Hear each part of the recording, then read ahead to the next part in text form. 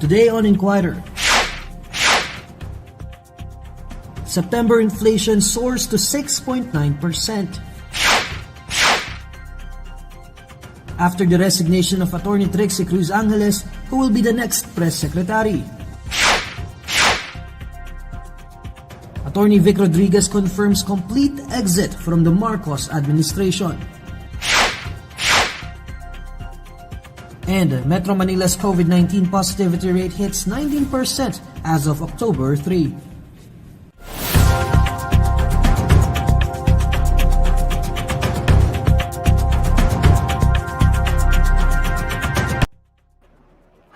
Good evening.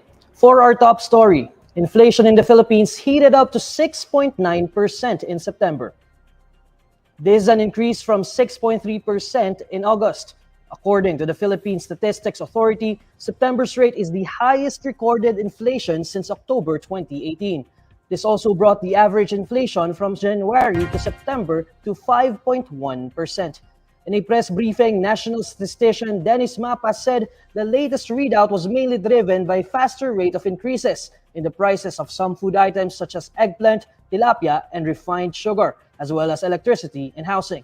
Inflation for food alone was pegged at 7.7%, faster than 6.5% in August. The pace of rising prices in most basic items could not be offset by slower increases in the prices of meat and fruits. After the resignation of Attorney Ricci Rivero, who will be the next press secretary? To tell us more, here's our Malacanang reporter Daphne Galvez with her live report. Daphne? Yes, Neil. President Bongbong Marcos is currently considering 3 names to be his next press secretary after lawyer Ricci Rivero recently quit the post.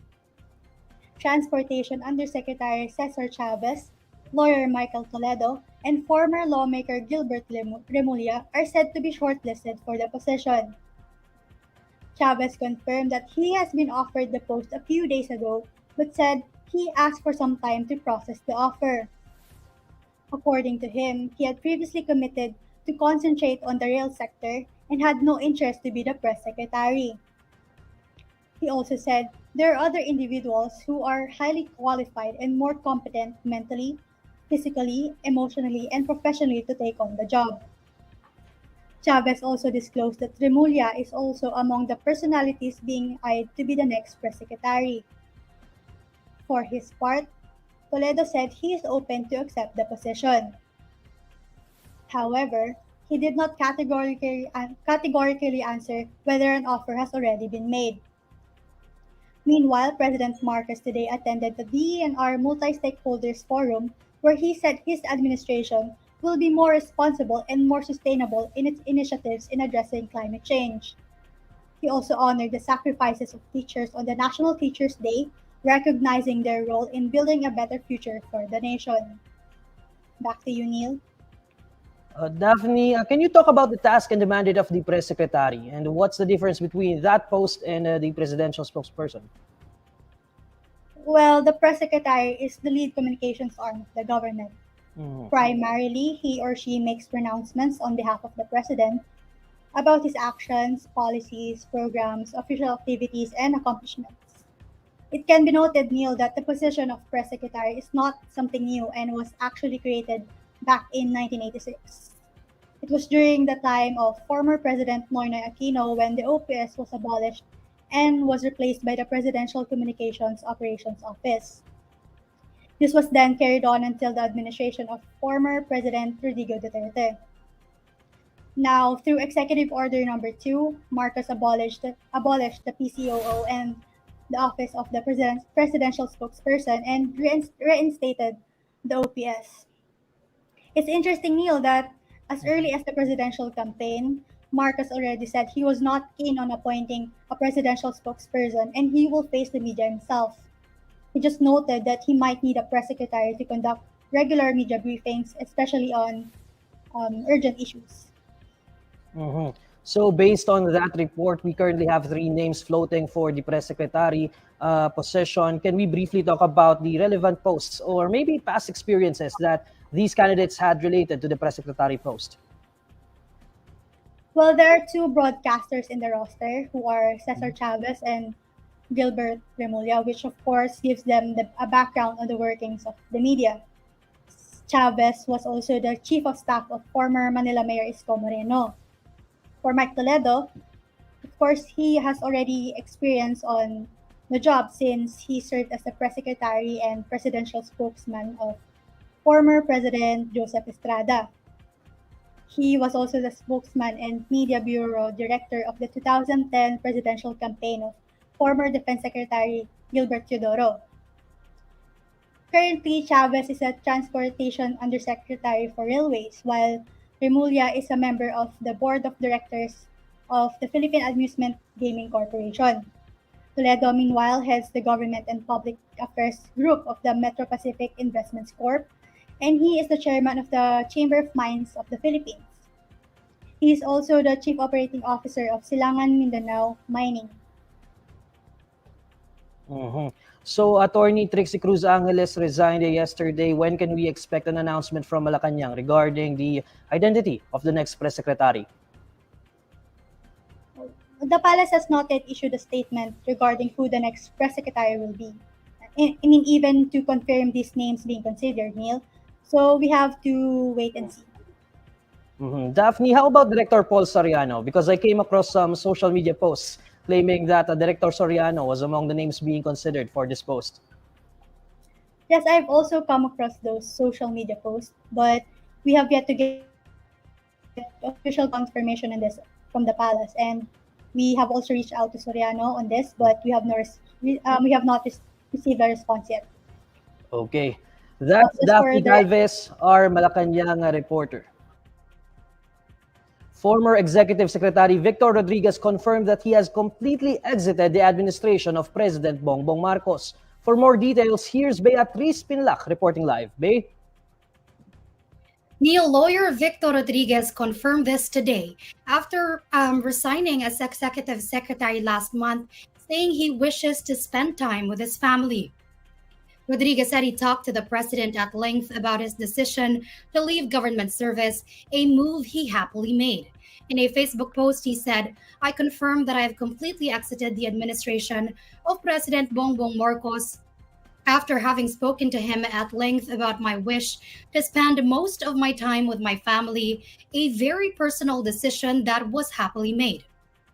Rodriguez reasoned that his communications with the president were absolutely privileged, hence his silence about his resignation. He said, "I have been ridiculed, maligned, and subjected to baseless and unfair commentaries on all conceivable platforms, but I take solace in the legal aphorism, men in public life may suffer under a hostile or unjust accusation. The wound can be assuaged with a balm of a clear conscience." He said it was an honor to serve the country and will continue to do so as a private individual. In announcing his resignation as executive secretary last month, Rodriguez said he would continue to serve as the presidential chief of staff. And according to Malacanang, an administrative order has been signed by the president creating the post of presidential chief of staff.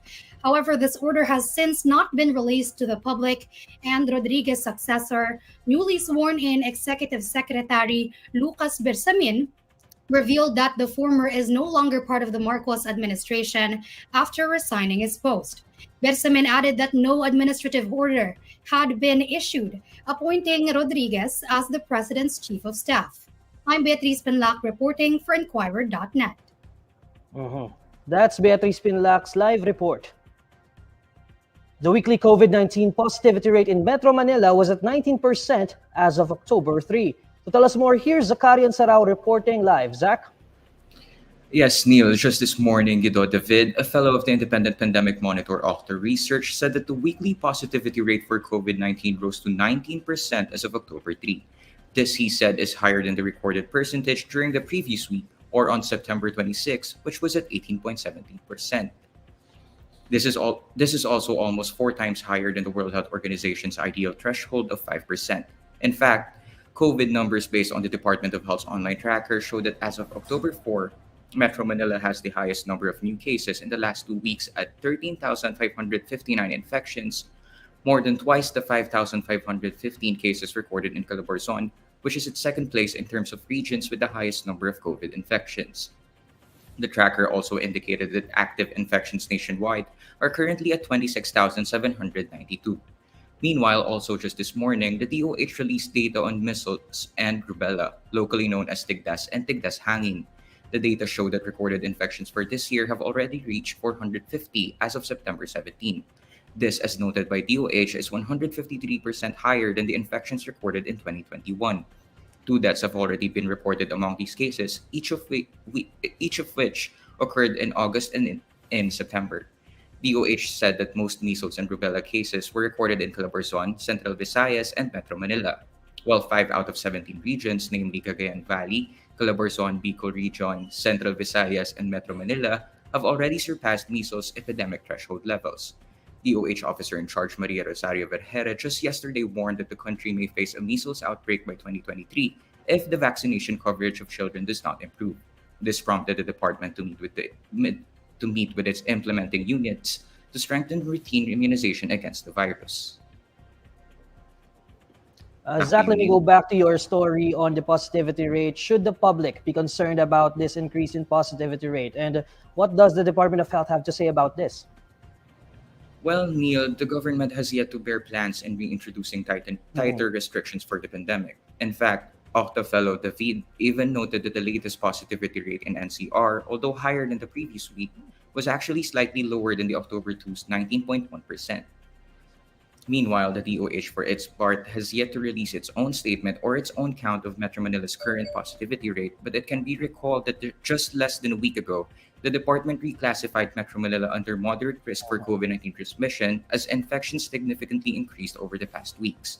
It then reminded the public to continue complying to minimum public health standards and to ensure that they have already immunized themselves against COVID-19 with the vaccines and booster shots. Thanks, Zach. That's Zakarian Sarao's live report. Alex Eala secured her slot in the main draw of W80 Rancho Santa Fe in California on Wednesday, Manila time. Eala, the reigning U.S. Open girls singles champion, advanced after thrashing American Alana Smith 6-0, 6-0 in her second qualifying match. The 17-year-old Eala faces another hometown bet in wildcard Delana Hewitt in the round of 32 on Wednesday.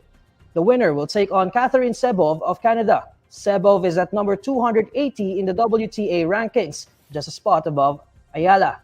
Eala, who is coming off a pair of second-round finishes in her last two competitions, is aiming for her third singles title overall.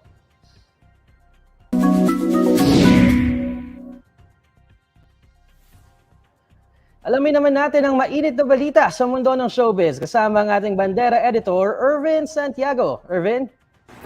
Yes, hi Neil, at sa lahat ng mga kabandera natin all over the universe, ito na nga ang latest chika.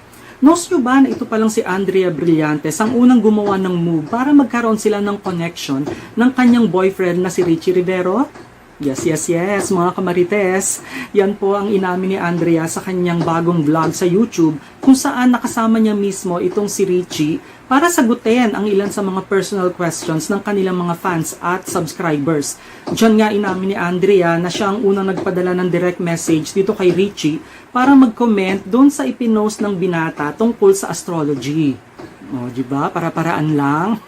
Kanya-kanyang diskarte lang yan, hindi ba? Pero nung una, aminado si Andrea na talagang nayabangan at nasupladuhan siya dito kay Ricci dahil nga hindi siya pinansin at dinedma-dedma nung magkita sila sa isang bar. Pero sino nga ba ang mag-aakala na sila pala ang itinadhana at magjowa na nga ngayon? Pero ang tanong, meron nga kayong forever dito kina Ricci at Andrea? Kayo ba mga guys? Naniniwala ba kayo sa forever? Yan ang malalaman natin sa paglipas ng panahon. Pero syempre umaasa pa rin ang fans ni na Ricci at itong si Andrea na sana nga'y sila na nga ang itinadhana at pang forever na ang kanilang relasyon. Yan ang latest chika natin para dito sa bandera. Thank you, Neil. So dapat pala talaga mag-make ka na ng move, ano? Salamat, Ervin, ang ating bandera editor. And these are the stories you need to know today. I'm Neil Mercado. Follow INQUIRER.net on Facebook, Twitter, YouTube, TikTok, Instagram, and Reddit. For more stories, visit INQUIRER.net. Good evening.